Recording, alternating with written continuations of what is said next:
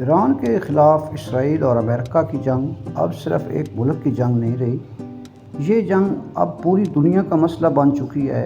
ایسی جنگ جو نہ صرف مشرق وسطیٰ بلکہ پوری دنیا کی سیاست، معیشت اور امن کو متاثر کر رہی ہے۔ اور سب سے اہم بات یہ ہے کہ جنگ ایک دن ضرور ختم ہوگی، لیکن جب ختم ہوگی تو ایسے راز سامنے آئیں گے جو دنیا کو بدل کر رکھ دیں گے۔ یہ جنگ صرف میدان جنگ تک محدود نہیں، یہ اثر ڈال رہی ہے تیل کی قیمتوں پر، عالمی تجارت پر، دنیا کے بڑے ممالک کے تعلقات پر۔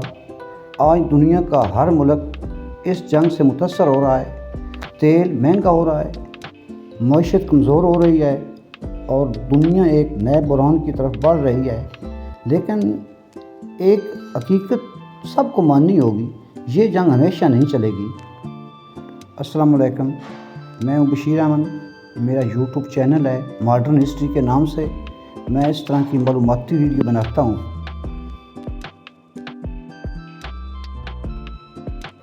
لیکن اب سوال یہ ہے، سب سے زیادہ نقصان کس کا ہو رہا ہے؟ حقیقت یہ ہے، اس وقت سب سے زیادہ دباؤ اسرائیل پر ہے۔ اسرائیل کے اندر سیکورٹی کا بحران ہے، لوگ خوف میں مبتلا ہیں۔ ہزاروں اسرائیلی شہری اپنا ملک چھوڑ کر جا رہے ہیں، خاص طور پر شمالی علاقے جہاں لبنان کی سرحد ہے۔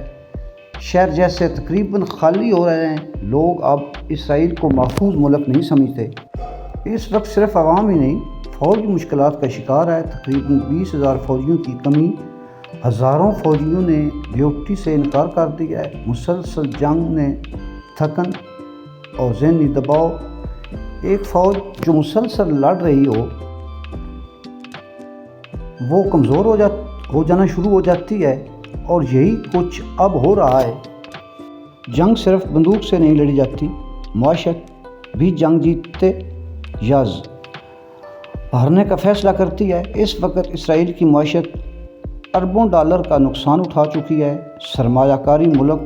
سرمایہ کار ملک چھوڑ کر جا رہے ہیں، بے روزگاری بڑھ رہی ہے، اور سب سے بڑی بات یہ ہے، جنگ کے بعد تعمیر نو کے لیے لوگ ہی نہیں بچیں گے۔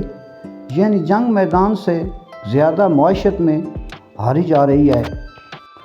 آج اسرائیل پہلے جیسا مضبوط نہیں رہا۔ دنیا کے کئی ممالک اب اس سے دور ہو رہے ہیں۔ امریکہ اب بھی ساتھ ہے، خاص طور پر ڈونلڈ ٹرمپ کی قیادت، جبکہ بھارت میں بھی اختلافات ہیں۔ اگرچہ نیتنیاہو کی حکومت اسرائیل کے قریب ہے، لیکن مجموعی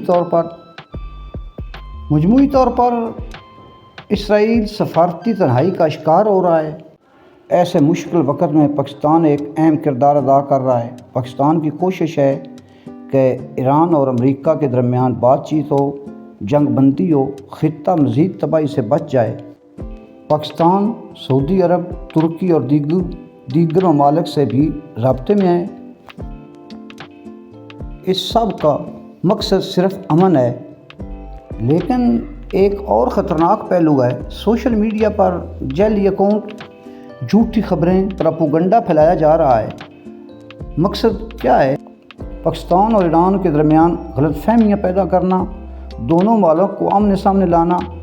یہ ایک خطرناک کھیل ہے جو پورے خطے کو تباہ کر سکتا ہے۔